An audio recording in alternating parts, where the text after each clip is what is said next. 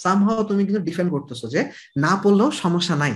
এই অপরাধ বোধটা যখন তুমি ডিফেন্ড করতে পারবা না, তখন কিন্তু তোমাকে পড়তে বাধ্য হইতে হবে। সময়টা কোনো না কোনো কাজে তুমি ইনভেস্ট কিন্তু ঠিকই করতেছো, শুধু পড়তেছো না, মন বসাতে পারছো না, তারপরে কিন্তু জিনিসটা শেষ হয়ে যায় না।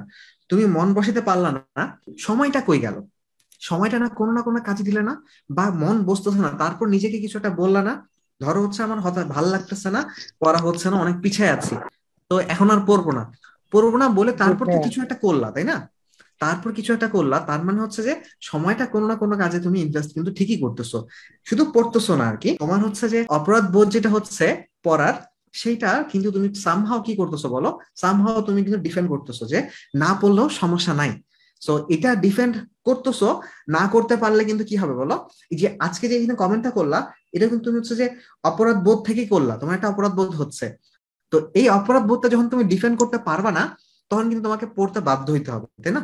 সো সো তুমি কি কি শয়তানি বুদ্ধি দিয়ে তোমার মনে আসা বিভিন্ন ইমোশনকে ডিফেন্ড করতেছো, এই জিনিসগুলো আমি ভেঙে ভেঙে 10টা আলাদা টাইপে ভাগ করে সুন্দর মতো হচ্ছে বুঝিয়েছি। মন বসে না পড়ার টেবিলে লাইভে।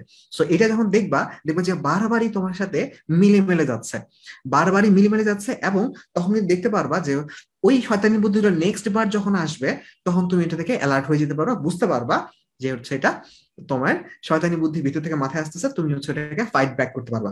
সো একটা সলিউশন গেল মন বসে না পড়ার টেবিলের লাইভটা দেখা। হুম।